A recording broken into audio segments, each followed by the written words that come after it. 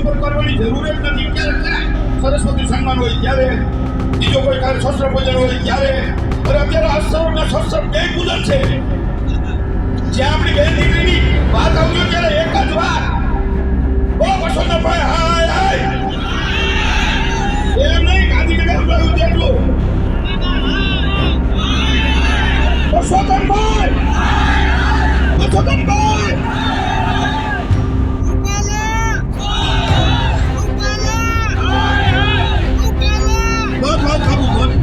આટલું તો ગરમ થઈ ગયો, ગરમ. આ તો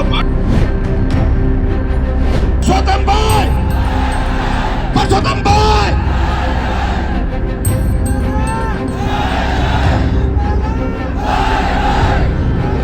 બસ બસ બાબુ બસ. તમારી મોટા પ્રોબ્લેમ સાથે જય ભવાની, જય ભવાની. ખૂબ ખૂબ મહારાજ શક્તિ માતા કેવડાવે છે. કરણસિંહજી ચાવડા સંકલન સમિતિના પ્રવક્તા છે અને પ્રમુખ અખિલ ક્ષત્રિય સમાજ ગુજરાત રાજ્ય એના પણ પ્રમુખ છે. એમનું પણ હાર્દિક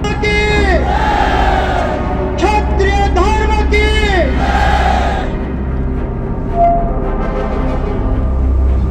આપણે વચ્ચે માનવતા મહેમાનો 21 સંસ્થાઓના સંકલન સમિતિના પ્રમુખો અધ્યક્ષ છે. એમનું પણ સ્વાગત છે. કટોસણ ઠાકોર સાહેબ શ્રી. धन्यवाद बापू. बापू खूब सरस बात करी. 7 सुरों को मिलाकर एक लय होकर बोले, 7 सुरों को मिलाकर एक लय होकर बोले, माँ तुलजा भवानी की सिंहों के भात.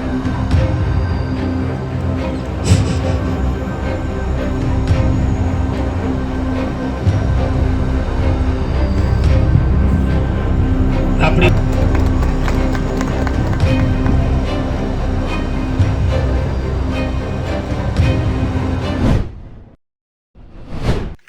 અરે ભાઈ ક્ષત્રિય છો તો આ રણ મેદાનમાં ના વાય. તમે કોના પુત્ર છો એ તો જોવું પડે ને.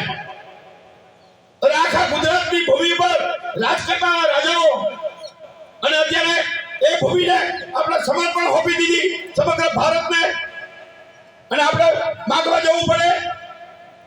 અરે સમગ્ર દેશ સમર્પિત કરી દીધો. અમે માગવાવાળા નથી, અમે આપવાવાળા છીએ, એટલે અમે બાપુ છીએ. ઘોડિયામાં હોય તો બાપુ એટલે કહેવા પડે કે હું આપું છું એટલે બાપુ છું. અગાઉના વક્તાઓ હું બોલ્યા મને ખબર નથી. આપણો તો એક જ મુદ્દાનો કાર્યક્રમ છે, ઓપરેશન પરસોત્તમભાઈ. રહ્યો છે એનું ભોગ તમારું ગુજરાત બની રહ્યું છે. એટલે પહેલા આંગણું ચોખ્ખું કરવાનો સમય છે.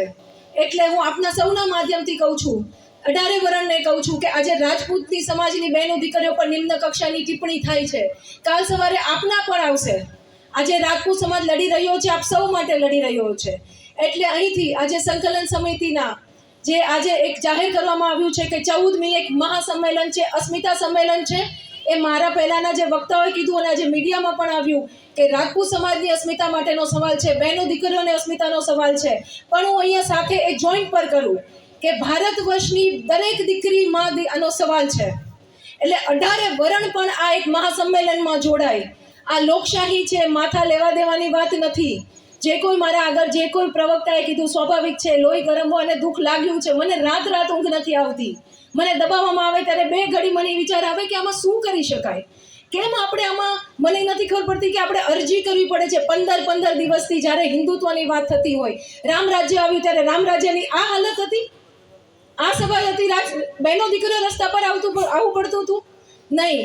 એટલે આ જે કોઈ આ જે મુહિમ ચાલી છે, આ લડત છે, એક ભારત વર્ષમાં એક ઉદાહરણ ઊભું રહે છે કે ભવિષ્યમાં પણ કોઈ પણ નેતા સત્તામાં આવવા માટે થઈને જ્ઞાતિ જાતિ અને બહેનો દીકરીઓની ટિપ્પણી યાદ કરશે ત્યારે એને યાદ આવશે આ ક્ષત્રિય સંમેલન કે એક નેતાએ કર્યું હતું અને એની શું હાલત થઈ હતી. બીજું, લડાઈ લાંબી છે. આપણે ટિકિટ માટે લડી રહ્યા છે, ટિકિટ કપાવી જોઈએ. આ તો જે આપણો પાર્ટ 1 છે. ટિકિટ નથી કપાતી તો પણ આપણી પાસે બધા રસ્તા છે. અને રાજપૂત સમાજની સંકલન સમિતિનો હું વિશ્વાસ આપને આપું છું કે અમે સૌ આપણી માટે ઊભા છીએ. ભૂમિ ઉપર જ્યારે ભેગા થયા છીએ એ ભીમદેવ સોલંકી, સિદ્ધરાજ જયસિંહ, નાયિકા દેવી ના આશીર્વાદથી હું મારી વાણીની શરૂઆત કરું છું. 5 મિનિટ કીધું છે, પરંતુ 3 મિનિટમાં મારું વક્તવ્ય પૂરું કરવાનો પૂરેપૂરો પ્રયત્ન કરીશ. ખાસ કરીને મારે 2 થી 3 વાતમાં જ ટકોર કરવી છે કે અત્યારે વર્તમાનમાં જે જગ્યાએ ભારતીય જનતા પાર્ટીની જે સભાઓ થાય છે તેમાં ખાસ કરીને આપણા ગતરોજ જે રીતે મેં જોયું જામનગરની અંદર જે રીતે સભા થઈ, તો તેમાં જે લોકો ખાસ કરીને મહિલાઓ હતા અને યુવાનો હતા, તો એ સભા બંધ કરાવવા માટે ત્યાં ઉપસ્થિત થઈ ગયા અને ત્યાં નારાઓ લગાડતા હતા. પરંતુ મારી એક નમ્ર ભાવે વિનંતીથી અપીલ છે કે એ શક્તિ સ્વરૂપા જે અત્યારે બંધ કરાવવા માટે જાય છે જે સભાઓને, તો નારાઓ કરતા આપણે હવે એના જ રસ્તે ચાલીએ કે આપણે હવે તાળી થાળી વગાડીને આ સભાઓ બંધ કરાવીએ. એટલે તાળી થાળી મોટો સંકેત છે.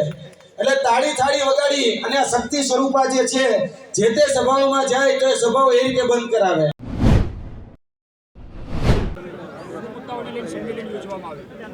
આપણને જેમ કરણસિંહભાઈ વાત કરી એ મુદ્દા તો આપણને કહી જ દીધા છે, પણ અત્યારના અમારો મુદ્દો એવો છે કે સમગ્ર ગુજરાતની અંદર તમામ જિલ્લાઓમાં સંમેલન થઈ જાય, તમામ તાલુકાઓમાં થઈ જાય. એટલે 90% તાલુકા અને જિલ્લા લેવલે થઈ ગયું, 2-3 જિલ્લા બાદ કરતા. અને પછી મહાસંમેલન રાજકોટ મુકામે તારીખ 14ના બોલાવવામાં આવ્યું છે, સાંજના 5 થી 7 રતનપર ખાતે. તો એ આંદોલન છે એ સમગ્ર ગુજરાતના ક્ષત્રિયો એટલી સંખ્યામાં આવશે કે જે કલ્પના ન કરી હોય. તમને 2 દિવસ પહેલાંનો દાખલો આપું. ધંધુકા તાલુકાની અંદર 2500 રાજપૂતોની મિટિંગ હતી અને સ્વયંભૂત 50,000 રાજપૂતો આવ્યા, પણ એ 100 કિલોમીટરની રેન્જમાં આવ્યા હતા. અને રાજકોટના સંમેલનમાં 600 કિલોમીટરની રેન્જમાં વસતા રાજપૂતો બહારથી પણ આવવાના છે, બરાબર છે, બીજા રાજ્યમાંથી, રાજસ્થાનમાંથી, મહારાષ્ટ્રમાંથી, યુપીમાંથી. પણ ગુજરાતની અંદર કેટલી સંખ્યા થશે હું કહી ન શકું, પણ કલ્પના ન કરી શકાય એટલી સંખ્યા થશે એટલી તમને ગેરંટી આપું. એ ઐતિહાસિક સંમેલન હશે જે આપ પણ 14 તારીખે જોઈ શકશો. ના, ક્ષત્રિય સમાજનું એક જ સ્ટેન્ડ છે કે એમને જે માફી માગી છે 2 વાર, એ માફી આપવા લાયક છે નહીં. અને એક જ વાત છે ક્ષત્રિયોની, જે ઘર સુધી ને ગલી સુધી ને ગામ સુધી વહી ગઈ છે કે પુરુષોત્તમભાઈ રાજીનામું આપે, પોતાની ટિકિટ જાતે ખેંચે. જો એને સમાજને, બધા સમાજને અને ભાજપને બચાવવો હોય તો પોતે સમર્પિત કરી દેવું જોઈએ કે ભાઈ ભાજપ ભલે ને ટિકિટ પાછી ખેંચે, પણ એને ખેંચી લેવી જોઈએ ખેલદિલી બતાવીને કે ભાઈ આ મારી, એની સજા જે કાંઈ ગણો હોય પણ પોતે સજા ભોગવી લે. પણ સત્તા માટે અને સ્વાર્થ માટે આટલું આંદોલન ચાલી રહ્યું છે.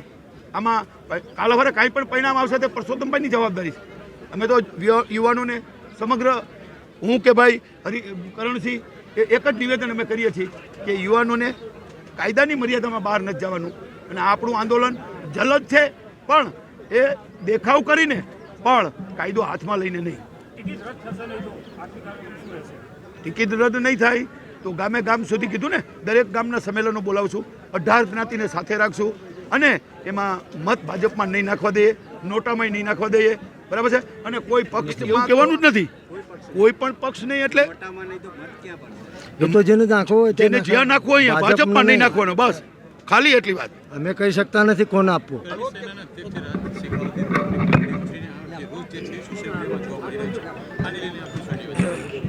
એમની પાઘડી ઉછાળી હતી, એમને માફી એ માંગી છે ને એવું કીધું છે કે ભાઈ પાઘડી તમને બેસાડવા ગયા અને જે ખેંચાખેંચી થાય એમાં પાઘડી તો મારી પાઘડી તમે મારું બાળું જાળો તો અત્યારે ઉતરી જાય. એટલે એવા ઈરાદાથી નથી ઉતારી કે ક્ષત્રિય સમાજનું અપમાન થાય, બરાબર છે, કે પાઘડીનું સન્માન ન જળવાય. એવા ઈરાદીથી ઉછાળી હોત ને તો પાઘડી ઉછાળી નીચે ઘા કર્યો અથવા ગાડીમાં ઘા કર્યો. એને ઘા નથી કર્યો, ગાડીનો સન્માન જાળવું છે. એટલે ક્ષત્રિય સમાજમાં બિલકુલ રોષ નથી.